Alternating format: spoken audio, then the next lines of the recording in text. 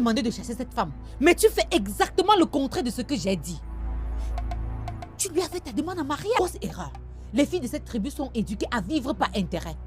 Elle va te tuer un jour pour l'argent. Attends un peu, maman. C'est donc ça ton problème? Son appartenance ethnique? Oui. Cette vieille femme ne peut pas te rendre heureux.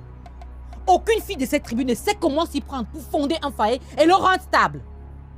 Tout ce qu'elles savent faire, c'est de s'habiller comme des prostituées, mettre des rouges à la lèvre et mener une vie de débauche. Ça suffit, maman!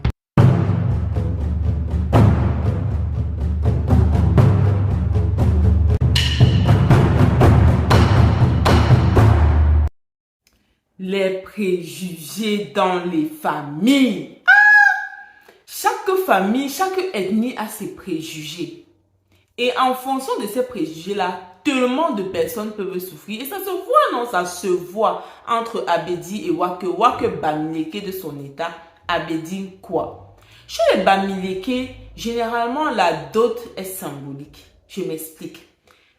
Chez les Bamileke, on dit que quand tu épouses une femme, ça ne finit jamais. Donc, la dot ne finit jamais. C'est pour ça que le jour même de la dot, on te demande des choses symboliques et on te permet de prendre ta femme et de partir avec elle.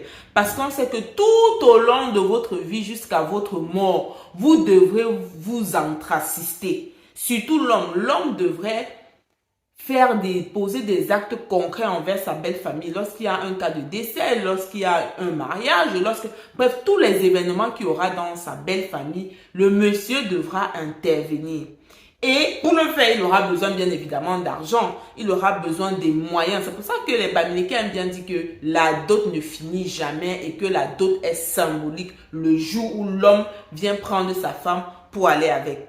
Donc, imaginons que ça, c'est la pensée de Maman Mafo. C'est dans cette culture-là qu'elle a grandi. De l'autre côté, Maman Mafo maintenant a un regard sur la culture Betty, la culture quoi, on va dire ça comme ça.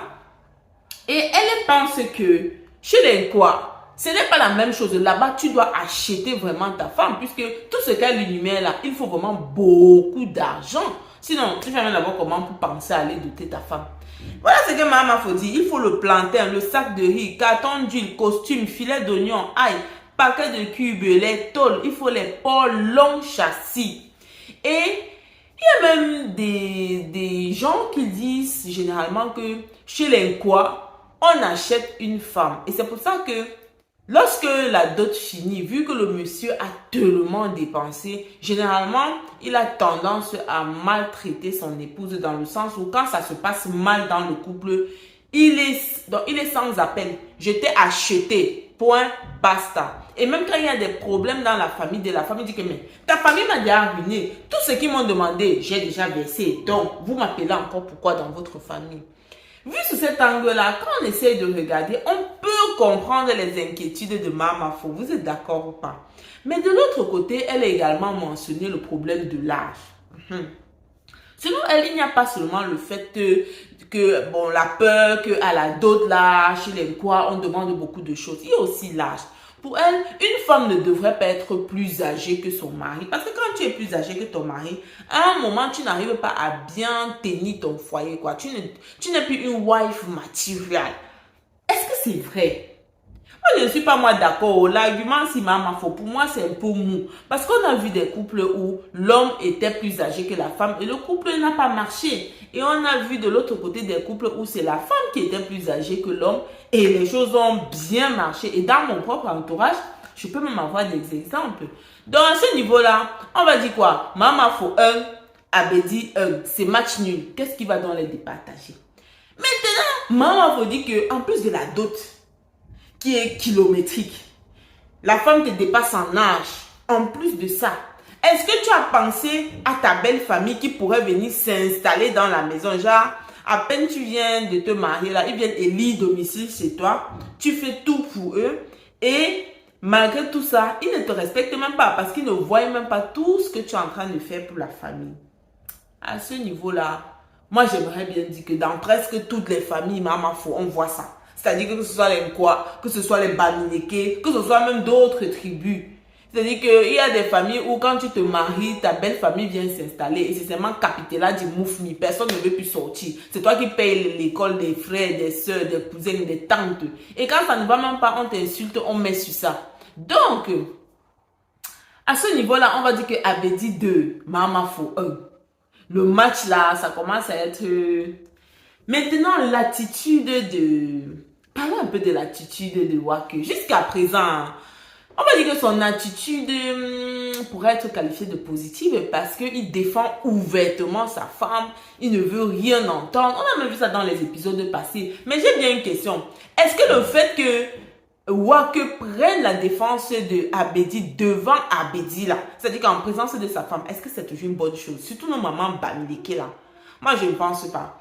Parce que il peut parler en aparté avec sa maman, mais le faire devant sa femme, c'est comme pour dire à sa maman que ici, j'ai fait mon choix. C'est ma femme et toi, mets-toi de côté. Et je ne pense pas qu'il y a un parent sur cette terre-ci qui pourrait accepter ça, tolérer ça. Donc, le fait qu'il supporte avec autant de ferveur sa femme devant sa mère et devant même sa... Non, c'est... La pilule ne descend pas, Donc, ça pourrait également justifier le fait que le feu qui est en train de brûler entre Mamafo, sa belle-fille et son fils, ça risque de brûler longtemps.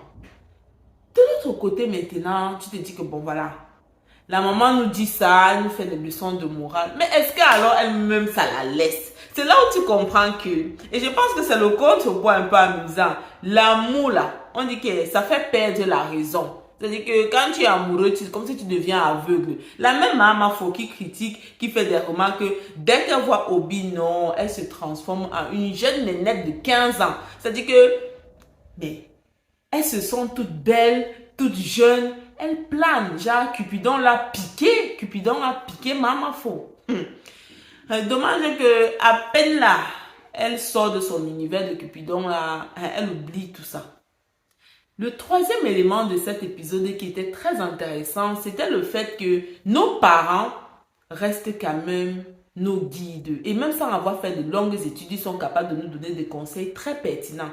Il faut juste écouter la conversation que maman a eue avec sa fille au village par rapport à son business. C'est-à-dire qu'elle nous a donné un cours de service à la clientèle gratuit et impeccable. Un client insatisfait, surtout c'est ton meilleur client, on ne se pose pas de questions. On fait tout pour le satisfaire. Parce que grâce à lui, on risque d'avoir plusieurs autres clients. Donc, comme il est satisfait par Jonas, maman n'a pas cherché à tergiverser. On ne discute pas avec par Jonas. La bouillie que tu vendais, le bol de bouillie de 100, tu lui fais ça à 50. Le bol de haricots de 100, tu lui fais ça à 50 francs et on n'en parle plus. Et à ceux qui viennent acheter les beignets à haricots de 500, tu mets 2 beignets en cadeau. Là, elle casse directement la concurrence qui est faite par Marosa au village, au calme. Maintenant, à ce niveau-ci, je pense que toutes les dynamiques de la série sont définitivement tracées, du moins. Oui, définitivement tracées, plus ou moins. On a déjà des groupes. Le premier groupe sera, selon moi, le groupe de Abedi, Joya et Waku. Le seul petit X, c'est que je me pose la question, pourquoi a-t-on donné le nom de Joya à la meilleure amie de Abedi, sachant que il y a également un préjugé au Cameroun qui dit que les Bamoun sont des serpents à deux têtes. Genre, ils sont avec toi comme ça, mais derrière, ils te poignardent dans le dos. Est-ce que Don Joya va trahir Abedi? Point d'interrogation. Le deuxième groupe ici, ça sera le groupe de Mamafo, de Aza et de Obi. Pourquoi Aza? Ça se voit que Aza, la collègue de Waku, est amoureuse de lui. Donc, Mamafo et elle risque de se rapprocher d'elle pour pouvoir déstabiliser Abedi. Et ça risque d'être chaud. Mais dans le deuxième groupe, si Obi risque d'être comme l'intermédiaire. Genre, il va agir plus parce qu'il sera en relation avec Mamafo, pas parce qu'il sera vraiment convaincu de ce que Mamafo fait.